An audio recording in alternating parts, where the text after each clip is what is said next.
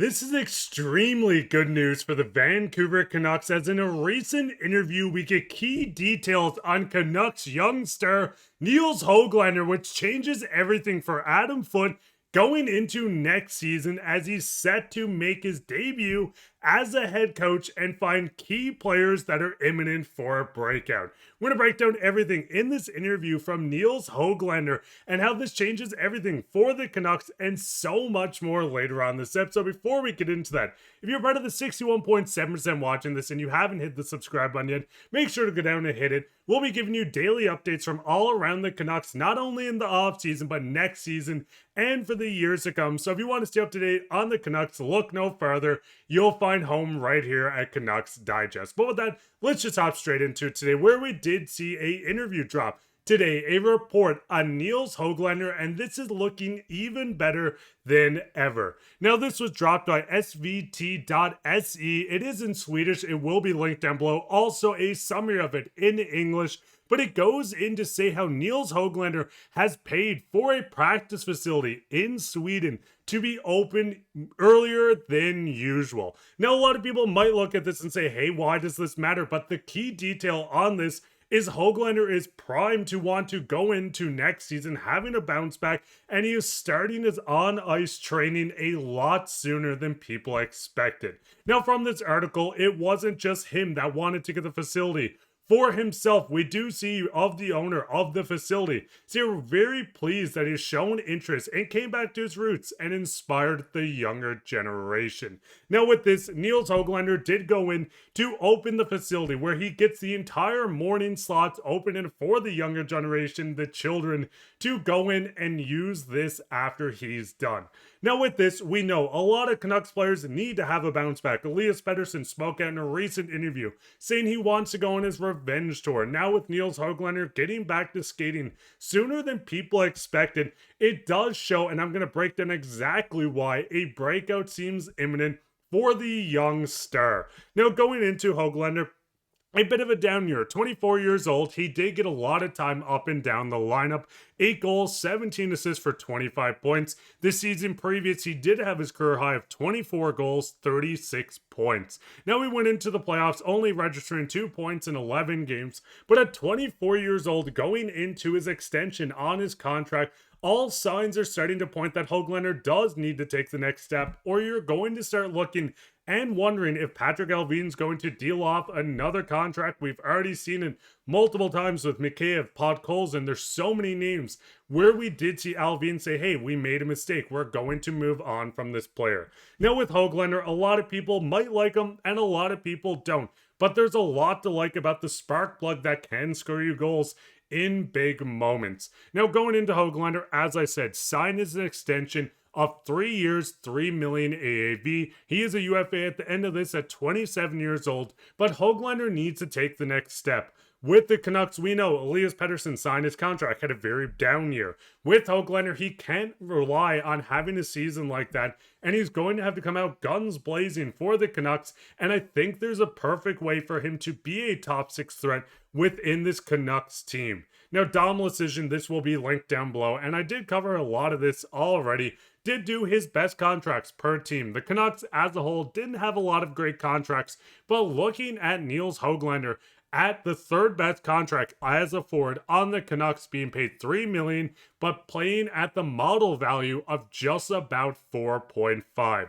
Getting this value from a guy that spent a lot of time not on your power play and also in your bottom 6 for majority of the seasons is showing that Hoglander has that second tier, the potential to become that next player on the Canucks to step up and make an impact in the top 6. Now with Hoglander, a lot of his goal scoring has come at even strength. Going through, we can see 0 power play goals last season, the year before, or the year previous to that. Hoglander has scored quite a few goals over that span, over 30, with none registering on the power play. He does have a couple power play assists, throwing over or at a hit per game over the seasons as well. 24 years old. As I said, there's so much to like about Nils Hoglander, and I'm very excited to see how Adam Foote uses them within this lineup. Now, looking at last season, there's a lot of lines that were good for the Vancouver Canucks. We've seen the DeBrusk, Miller, and Boeser. Obviously, this cannot be ran back.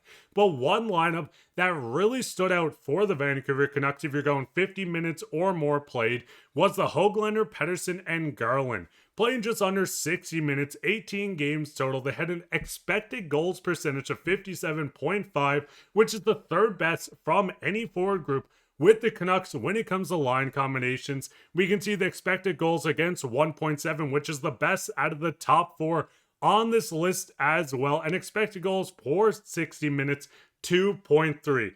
Listen, this is a lot of advanced stats. I'm not going to sit here and say Nils is going to go out and score 50 goals. Would we love that? God, yes. If he could play center, we'd love it even more. But with this Canucks team trying to figure out what to do with their cap space, we know at least one thing, and that is that Patrik Allvin has a very good job, or has done a good job, I should say, filling out the wings on this team. And if the contract does not live up to the potential with the cap rising, first off, you're getting a lower cap hit compared to previous years if you're looking at how much the cap is going to jump, but you're also getting Hoglander in a 3-year deal, so if he hits that potential, you're getting a very good contract. Now, the biggest thing is the Canucks still need a center on the team, and that's where it gets very interesting. With a lot of the contracts on the team, we know a lot of players are safe or safe because they cannot be moved. Right now, looking at the list, Brock Boeser, PD, Jake DeBrusk, there's so many guys, and Conor Garland in that top 6 that are most certainly not going to be moved with any cause or reason on this team. In the bottom 6, Evander Kane is most likely safe. Sherwood's there. Linus Karlsson. A lot of these guys are dead set to stay on the Canucks for the majority of the season, but it does get interesting when the Canucks are still looking for that center position.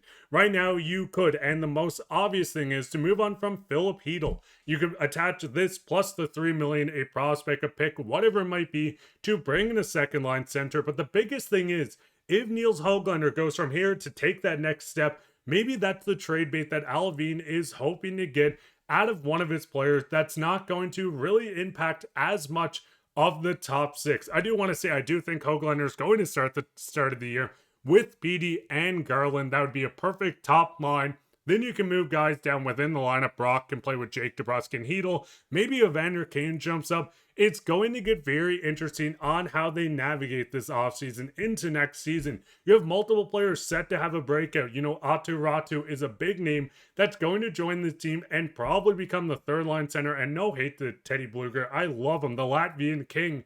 But the biggest thing is there's going to be a lot of players that need to step up on this team. And it's going to be interesting how Allvin and company go out to navigate this trade market. Do they try to get Nils Hoglander into the position to have a hot start to the year just to ship him out for a second line center? Would you like to hold on to him and see what he can become? Let me know down in the comments. And speaking on comments, we're going to bring back a section of comments of the day. This comment, and I know Petey gets a lot of hate, but this was on the interview with Pettersson where he spoke on having the revenge. I'm happy with EP40 has spoken. He's taking responsibility. He's being hungry for next season. There was a lot of, I don't know what I'm playing bad last season, but now it seems like he's on track. Now, I just want to give a big shout out to Sean. And if you want to be featured on Comment to the Gate, go down and leave a comment down below. While you're down there, leave a like, subscribe, share this with your friends. We'll be back in another episode, so keep your eye out for that. But I've been your host, Mark Bai, and take care, Canucks fans.